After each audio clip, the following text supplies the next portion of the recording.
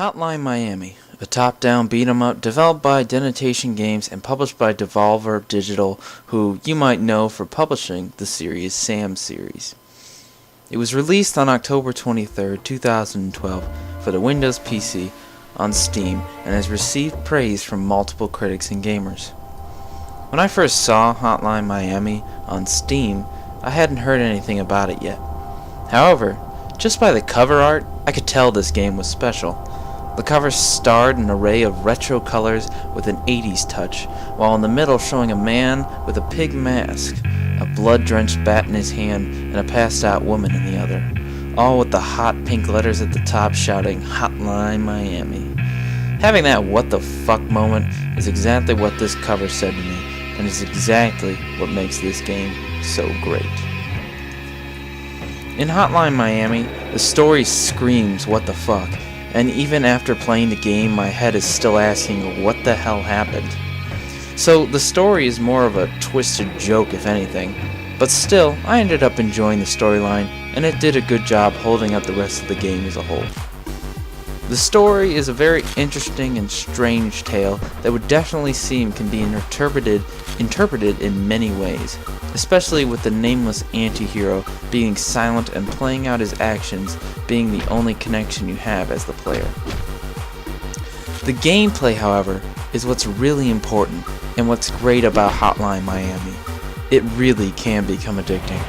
The premise of the game is to get through each area killing everyone as messed up and as crazy as you can, and at the end of the level, you're scored on the actions you did for such as the speed you went through the level and the creativity you put into your kills. At the start of each level, you're given a chance to also pick a mask you want to go psycho killer in. Each one has their own perks, such as surviving a bullet wound, killing people by swinging doors, or extended combo times. Each of them also has their own sort of look to them, so there might be a horse head, a frog, a pig, or even an elephant.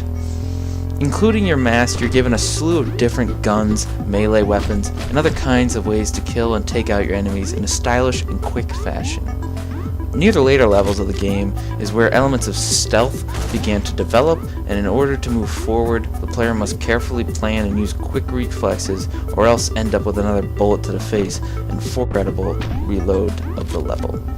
What makes the game so deviously fun, however, is also what makes it so difficult. It only takes one hit to kill your enemies, but the same rule applies to the player.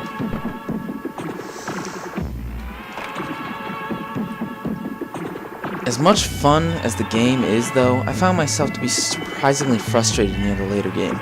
The difficulty can even made me take a break for a few days and forget all about it just to cool down. It's a good thing for people who want a challenge just to expect to die a lot. Hotline Miami even felt cheap sometimes, when I would have to reload a whole level just because I didn't know I could only kill the fat people with guns. Even with these frustrating moments, I found joy at the end of each level, knowing I worked hard and feeling accomplished for being able to get through the frustration, because in the end it was worth it. The presentation in the game, while some might not agree with the 16-bit look and sound, I feel it's exactly what this game needed in order to get that 1980s touch, and that what the fuck over the top sensation you get while playing through the story. With the hot pink of the 80s, where the only other game I can relate to would have to be Grand Theft Auto Vice City. All feeling right for the time, from the colors down to the clothing and environments at the time. Even the music was perfectly in sync with that 80s retro look. Wonderfully giving a dark, high, adrenaline-pumping sound in the background while I beat the crap out of Russian goons is exactly what I want when I'm playing a game like this.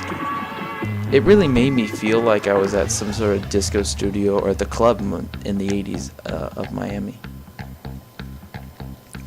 Overall, even though Hotline Miami has a pretty weird, hard to follow story, and the game can get downright stupid hard near the end levels, it's still an enjoyable game and a wonderful piece of indie development by Denotation Games.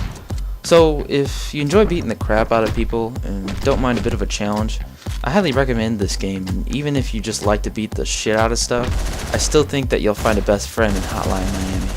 This is Raging Ruff Reviews, and I give Hotline Miami 8 out of 10 bloody baseball bats to the skull.